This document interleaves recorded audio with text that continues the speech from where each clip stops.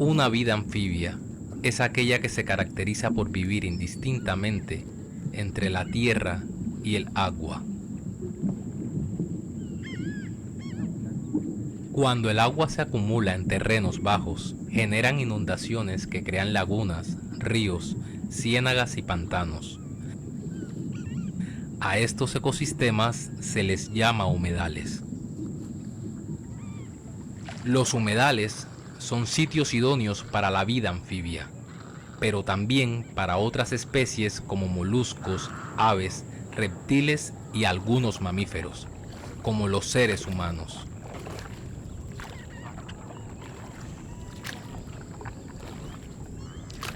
La pesca, la navegación y la siembra son expresiones de la capacidad adaptativa del ser humano a este ecosistema, manifestaciones de una resiliencia construida a través de conocimientos y prácticas ancestrales en sostenibilidad con el agua y la tierra. Para Orlando Falsborda, sociólogo colombiano, esas vivencias cooperadas son culturas anfibias. Aunque en Cartagena de Indias la cultura anfibia se cimentó en bases de segregación, pobreza y abandono. Hoy, la Ciénaga de la Virgen, principal humedal de la ciudad, es refugio para miles de personas que residen a sus orillas entre la contaminación y la amenaza ambiental. Sean bienvenidas y bienvenidos a un nuevo relato migrante. Cartagena Anfibia. Apartado 1. Lo natural.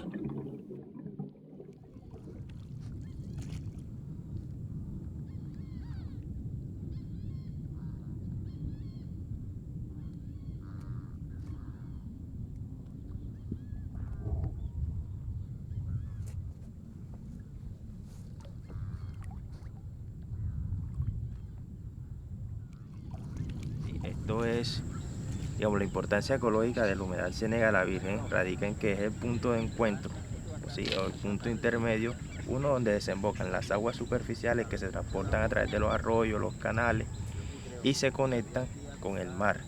Y esto no es agua salada, sino agua salubre. Aquí confluyen a tanto agua dulce que bajan desde los arroyos de Matute, Hormigón, entre otros arroyos que vienen desde Villanueva, Santa Rosa, Turbaco, Clemencia, y desembocan aquí y se conectan a través de la bocana y a través de la boquilla con el mar.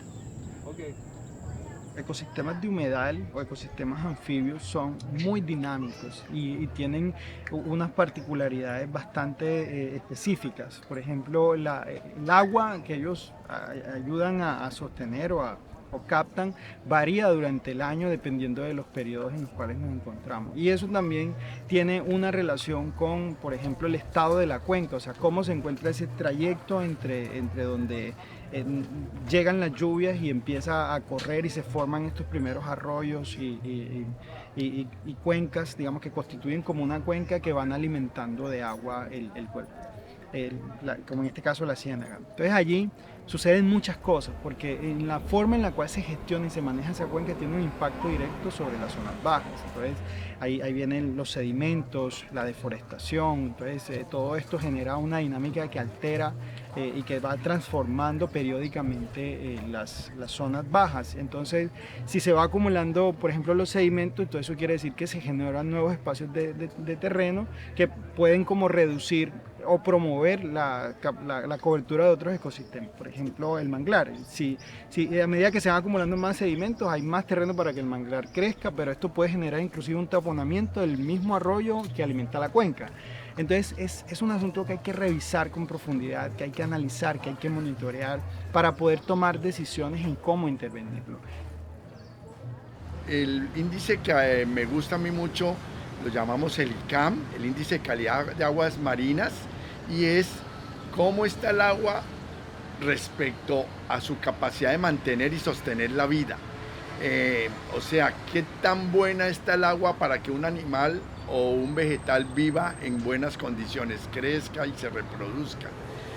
Y los valores son muy bajos, Desafortunadamente cada vez el agua es menos productiva, menos sostenible para las especies, y eso fue lo que encontramos durante los 4 años que estuvimos midiendo la calidad del agua. Y eso desafortunadamente es correlacionado con la disminución de las especies acuáticas.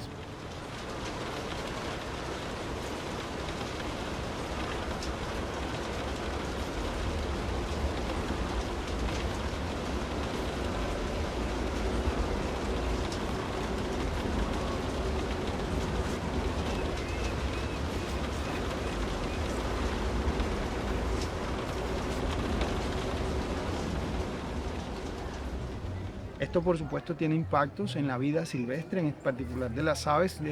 A ciencia cierta no sabemos qué está sucediendo, por ejemplo, con los contaminantes o los vertimientos que se están realizando en el agua a través de los diferentes canales y caños con las aves. O sea, no sabemos si están acumulando metales pesados, contaminantes. O sea, no sabemos, por ejemplo, qué sucede con la vida debajo del agua, con las larvas de los peces, de los camarones, de los cangrejos. O sea, porque recuerden que los ecosistemas de manglar son salacunas, o sea, son lugares donde las especies vienen y se reproducen, y ahí los alevinos empiezan a crecer hasta estados considerables donde luego pueden regresar al mar.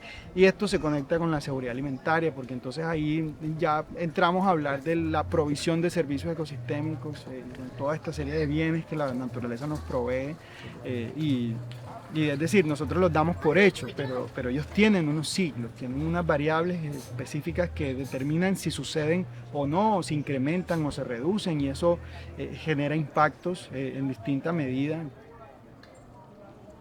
En mi trabajo de investigación de algunos años por fotografía aérea, logramos demostrar cómo se iban achicando los espacios verdes y los espacios grises van creciendo, van aumentando, y esa es la huella que hemos dejado: menos productividad, menos producción de vida, y más asfalto, sí, edificios, un crecimiento absurdo, diría yo, porque todo esto se puede dar. Yo no soy enemigo del desarrollo, pero debe ser un desarrollo mejor planificado, más pensado. Esa falta de planificación es lo que nos aterra a los que hacemos estos estudios, que no planificamos, creemos es en el momento del día a día, de crecer, pero no del qué va a pasar mañana. Cada lugar tiene un contexto particular, social, ecosistémico, inclusive económico, que hay que considerar para poder tomar decisiones informadas. Entonces, desde mi punto de vista, sin duda hay que trabajar en generar mayor apropiación social del conocimiento, en generar conocimiento y apropiación de ello, porque necesitamos que se incremente la capacidad de comprensión que hay en los distintos actores de la ciudad y del territorio, con respecto a su propio territorio, con respecto a sus propias dinámicas.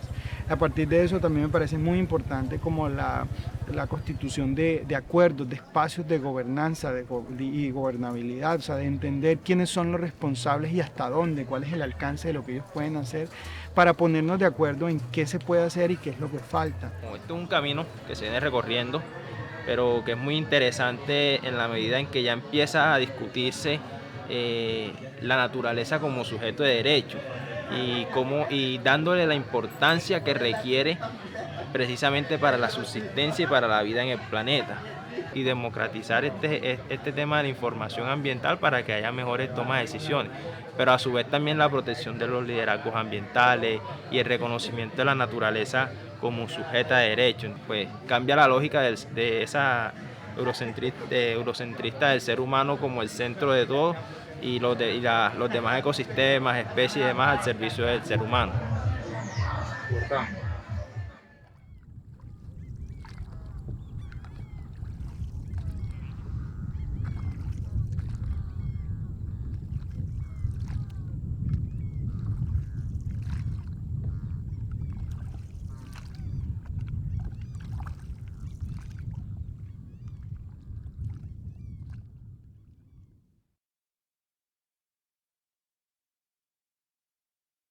Apartado 2.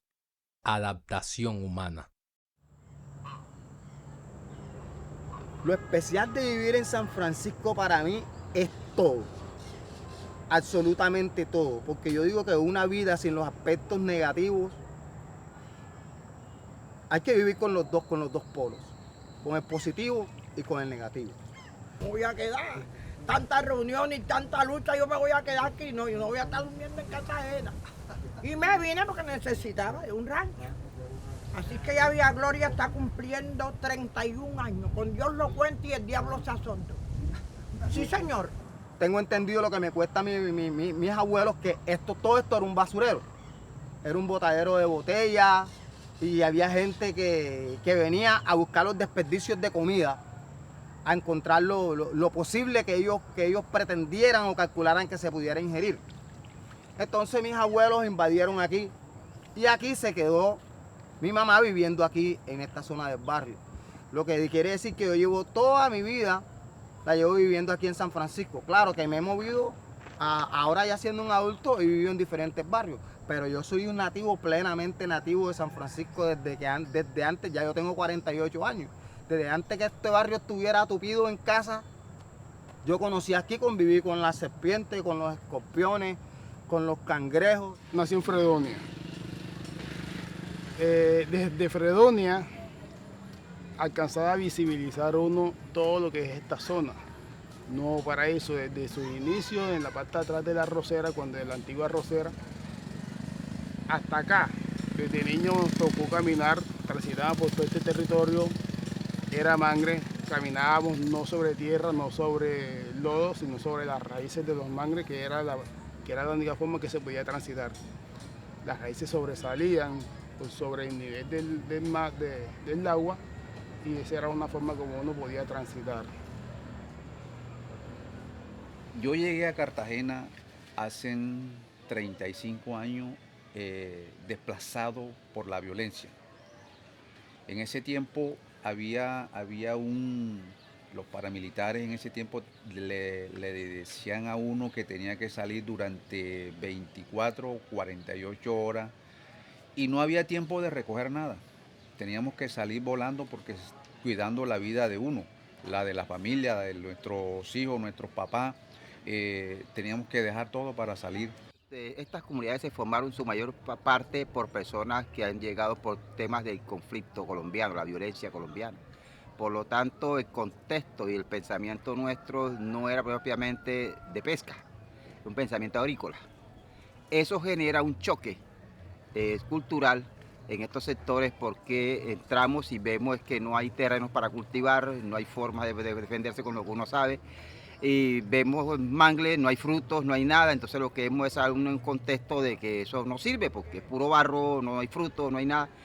Y eso genera una devastación, unas afectaciones muy fuertes en el ecosistema manglárico, ¿sí? El desconocimiento, de no tener el conocimiento suficiente sobre estos ecosistemas genera un choque fuerte y genera una devastación muy grande. Y la forma de construcción, vemos el deseo de no, por ejemplo, cultura como la del Pacífico, sino en esta costa donde vamos a rellenar para poder tener un territorio para nuestros hijos. La ley famosa ley de los 4 palos, 1, 2, 3, 4, y esto es mío. Nos llega la gente sin nada, teníamos algo en el campo y llegamos, no encontramos nada y tenemos que buscar forma de subsistir. Bueno, acá la transformación del barrio, del territorio, el barrio de la Candelaria, ha sido impresionante. Porque me acuerdo que cuando estaba en mi infancia, todo era barro, ¿sí? Era barro, tierra seca, china, y había un poco de mangle, ¿sí? Incluso todavía en casas, en los patios, se encuentra mangle. Era barro, pero ya con el tiempo, a pasar el tiempo, la alcaldía de Cartagena comenzó a llevar relleno a esos barrios populares de Cartagena y comenzaron a llevar rellenos.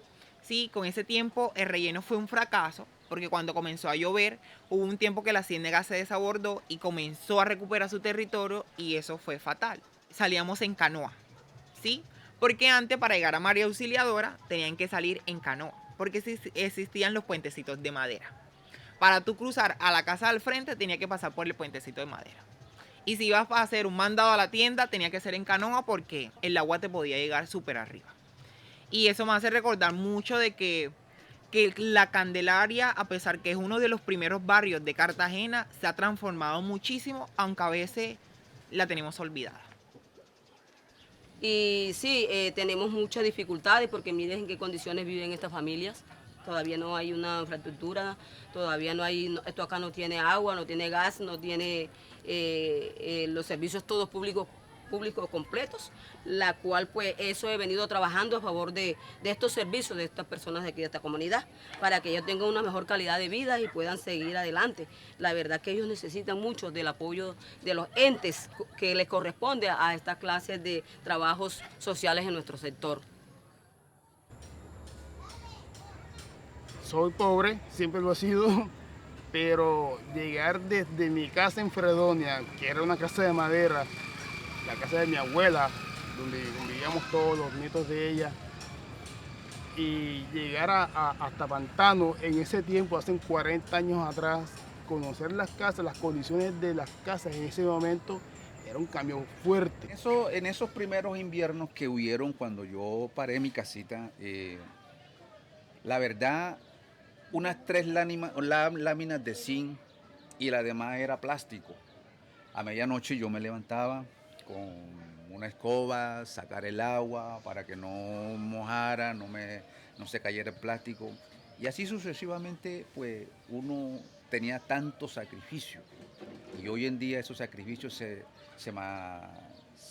pasaron a otro nivel diferente, que hoy te das de cuenta, tú ves esta casita con alto nivel de altura. Hoy no sufro la situación en que vivía antiguamente. Entonces para mí había sido un cambio total en ese tiempo que yo tuve mi casita de madera. Duro. Esta casita era de madera. Ya cuando venían esos brisones, porque por aquí pegan unos brisones fuertes, se me movía. Ya, y el zinc se lo levantaba porque era de zinc. Si lo levantaba y muchas veces me voló el techo. Por aquí pegan unos brisones fuertes. ¿Ya? Y el agua, este patio no estaba así, yo le he echado relleno. Este patio estaba más profundo todavía. El agua se me metía por aquí. O sea, venía de allá y atravesaba por aquí, o venía de ahí y atravesaba. O sea, de puerta a puerta. O sea, ahí me tocaba dormir en una hamaca. Y yo la hamaca la ponía bien alta, varón. Todo el mundo corriendo, porque cuando hay esos desastres aquí, tremendo, la gente se mete en la escuela, un albergue. Y yo me quedaba aquí, pero guindado, yo tocaba el techo, en la hamaca tocaba el techo. Y yo veía para abajo y veía la corriente de agua pasando de un lado para otro. Y no podía uno dejar ni zapatos, ni nada, ni porcelana, porque todo se lo llevaba. Porque de aquel lado todo ese zinc está podrido, el día en ventarrón hace 3 días, eso se voló, que fue cuando se me metió la marea hasta aquí, que fue donde leña se cayó. Así que el nieto, ahí como pudo, fue que ahora le tocó venirse para acá abajo porque no puede dormir, que se moja todo eso.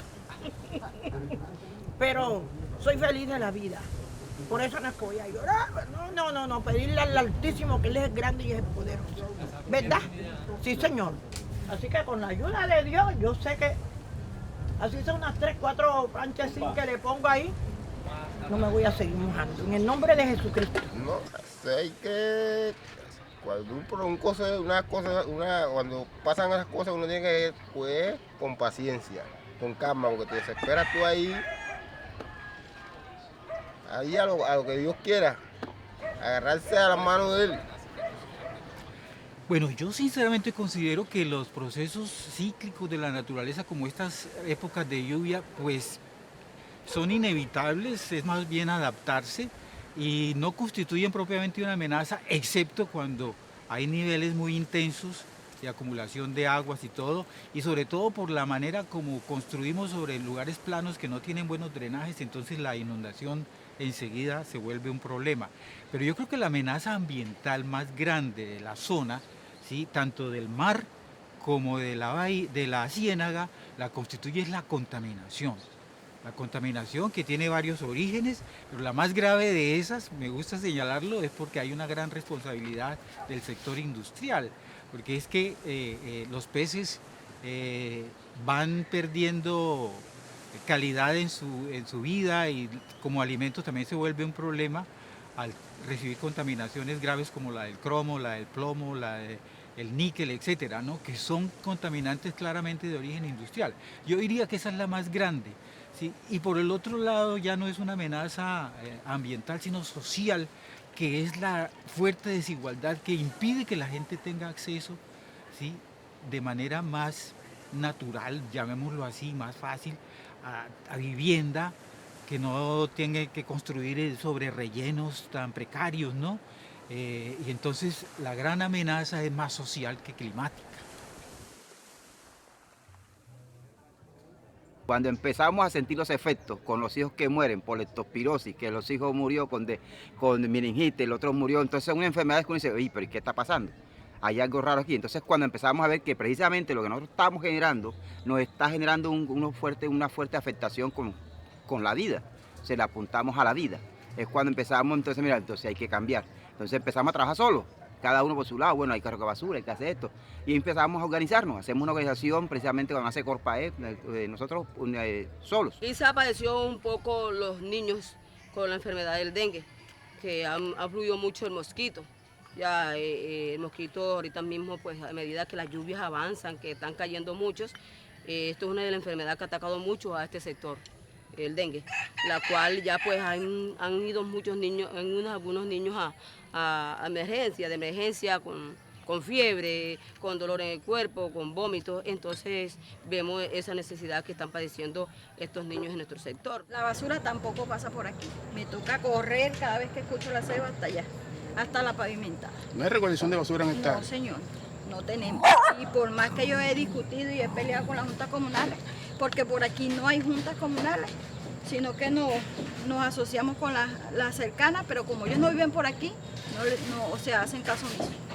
Y me toca correr hasta allá. Incluso hablé con el alcalde el día que tenía el niño hospitalizado y me prometió que iba a hacerme unas pancartas por esto. Mire, yo los coloqué, mira como las mismas personas me las parten, donde decía no boten basura, y la gente prefiere pelear y discutir y partirme las cosas, porque eso hice yo de mi dinero para que no me tiraran basura. Y mire, eso no hay manera, plástico de todo, mire, y aquí se pesca, porque buen pescado que hay. ¿Tú pescas? No, yo no, pero hay gente más humilde que yo que sí lo hace, por necesidad. Claro que sí. Por decirlo así, en un tiempo San Francisco fue catalogado zona roja por sus peleas callejeras, de pronto por los robos, como pasó en la mayoría de los barrios. Pero yo me siento orgulloso de ser zampachero. Yo me formé aquí, me forjé aquí. Aquí San Francisco me enseñó a ser un hombre de bien. Y yo le doy gracias a Dios por todas las cosas oscuras por las que pasé, por todas las cosas malas que hice y por todas las cosas buenas que aprendí, porque como lo dije antes, sin los dos polos, positivo y negativo, no hay nada, no hay nada. Pero me formé y hoy en día soy un hombre ejemplar, me he convertido en una figura pública desde San Francisco, aprendí mi música, le enseñé a muchos a hacer música, a cómo sobrevivir, a cómo cuidar la fauna, a cómo cuidar de nuestra comunidad, a ser solidarios, a ser unidos, a aprender a vencer todas las adversidades en masa. Es mucho lo que he podido aprender aquí. Le doy gracias a Dios por darme la bendición de ser zampachero. Y este es el mensaje que le quiero llevar a mi gente. Que piensen bien lo que van a hacer, porque es que aquí no van a tratar a la gente con patanería ni nada. Yo soy pescador y a mí se me van a mandarme para allá que tienen que darme un carro o un avión para venir a pescar todos los días o indemnizarme. Yo de aquí no me voy.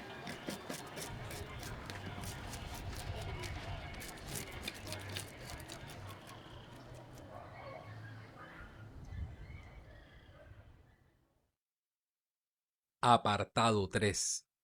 Resiliencia. La verdad es que yo me siento feliz con lo que yo hago. Y ahí arrancó el disco de Obama, que dice así. Bueno, ¿para qué toca ese tambor ahora? Con la titulación, Vía Gloria cambiará. Con la titulación, Vía Gloria cambiará. Yo sé que ponen el agua y muchas cosas más. Yo sé que ponen el agua y muchas cosas más. esto de salud ya está, no ponen el gas. Yo no me voy, aquí me quedo. Yo no me voy, aquí me quedo. Esta tierra es mía. Aquí me quedo, a criar gallina, marrano y candero. Esa es la canción de Obama, está más larguita, pero no sé si como eso Diomedes se la doy hoy. Oye, hay también una, tal vez, incoherencia histórica, ¿no? En el sentido en que es un ecosistema importante para la ciudad, sin embargo ha sido la zona que ha recibido todas las aguas servidas de la ciudad.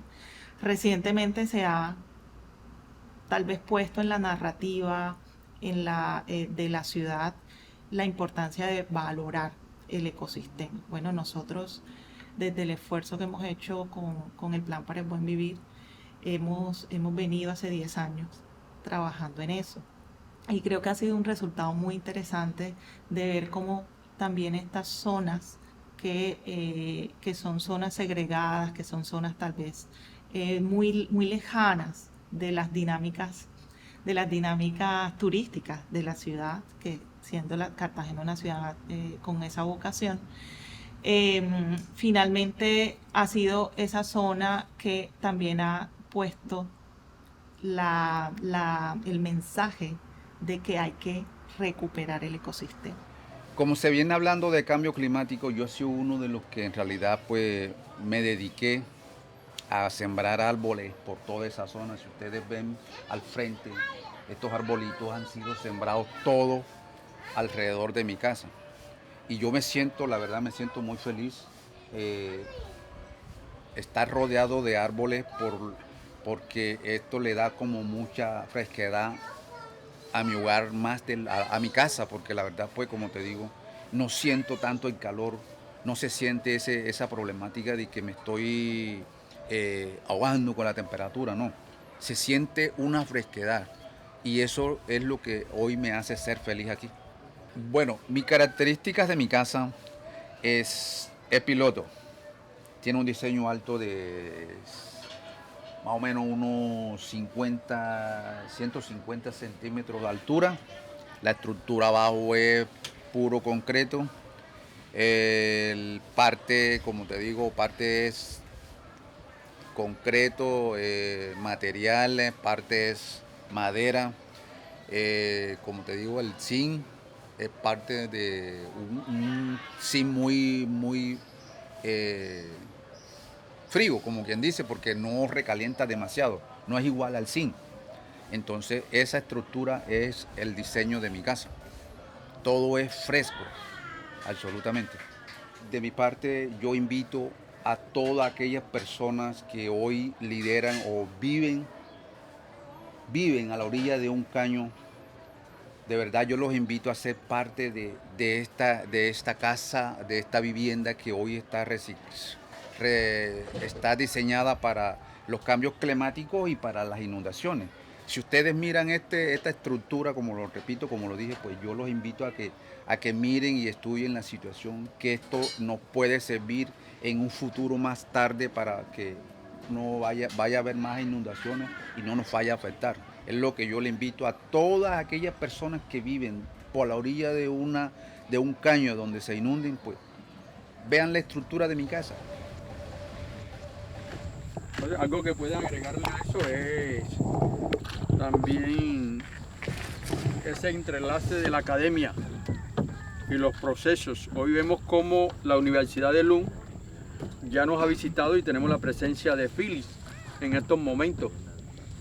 Han llegado la Universidad de Columbia y la Universidad Columbia, Basilea y Lund. 13 universidades a nivel internacional que hoy por hoy ya nos han venido visitando. Primera vez gustó y han vuelto a hacer ese enlace y interactuar con nosotros y darnos de una u otra forma esos aportes desde la academia para seguir en estos proyectos comunitarios. Como el tiempo va transformando el desarrollo mental de las personas, de mirar que tu territorio cambie, tenga esa perspectiva de transformación, de que ya no sea zona roja, sino una zona verde, aunque estamos en las zonas rurales, las zonas periféricas, Yo creo que la transformación social uno la va transformando personalmente, desde lo que uno aporta a su territorio. Los jóvenes creo que tienen esta capacidad ahora en el territorio de educarse mejor, porque ahora tenemos 3 instituciones, bueno, creo como 4 instituciones educativas acá en el territorio, mientras tanto que antes no estaban esas posibilidades. Y creo que por eso antes estaban como más esos jóvenes perdidos. En estos tiempos no. En estos tiempos tenemos como esa transformación mejor educativa. Y creo que por esas vivencias han mejorado mucho. Hoy la comunidad es consciente de que está en una zona de protección, primero, de protección ambiental, que está en riesgo, ¿no? Y que las inundaciones justamente pues hacen ya parte de su vida, pero también no es deseable que ocurra, ¿sí? Y aunque se adapte la comunidad, pues es un riesgo y es que va a estar allí siempre. Si no se logran hacer esfuerzos desde la institucionalidad pública para resolver el problema.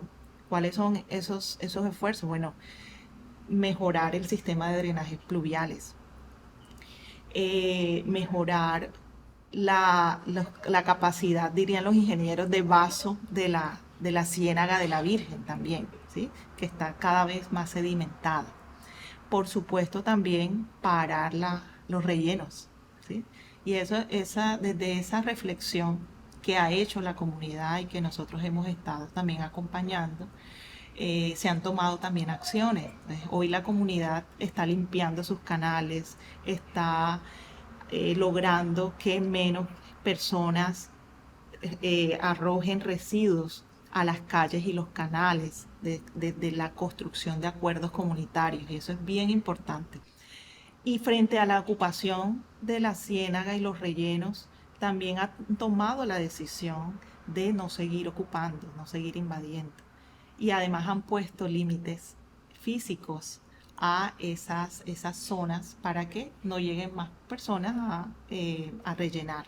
De hecho, han hecho acuerdos para que se devuelvan esas zonas que se habían demarcado con la famosa ley de los 4 palos, ¿no? Que yo pongo aquí mis 4 palos y eso ya es mío. Entonces la misma comunidad ha dicho, oye, esto no lo podemos hacer, devolvemos esa zona a la ciénaga. Entonces ha sido muy interesante, muy importante. En la Comuna 6 no ha continuado la ocupación hacia la ciénaga.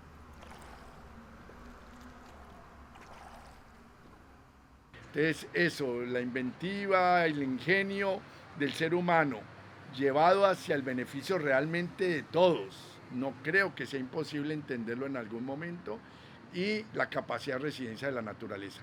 Si no, al final sigo siendo optimista con una mirada un poco loca, que es que si no, nos destruiremos los seres humanos y la naturaleza va a estar feliz en ese momento de decir, uy, qué bueno, se fueron, y van a ser exitosos los seres naturales, como pasa en todas las épocas de todos esos imperios. Los imperios han pasado ya, ¿y quién ha quedado? La naturaleza, que ha cubierto esas ruinas de todos esos imperios, y a veces toca hasta cavar y esculcar para encontrar una ruina de esos imperios. Así va a ser cuando ya no esté el ser humano. Va a tocar cavar, no sé quién lo hará, para encontrar esa civilización humana, y la naturaleza va a estar libre, creciendo sin problema.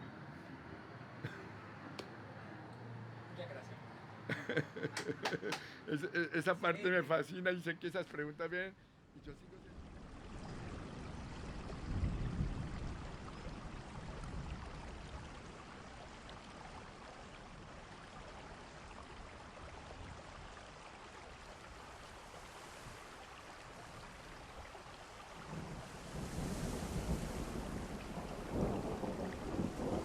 Me enseñaron el sentido de lo que es la cultura anfibia, que salía con ellos pues para ver cómo era que cazaban, el uso del machete, el uso del cuchillo, el anzuelo, todas las técnicas de la atarraya, y las diversas formas que toma para la pesca. y esa combinación de artes anfibios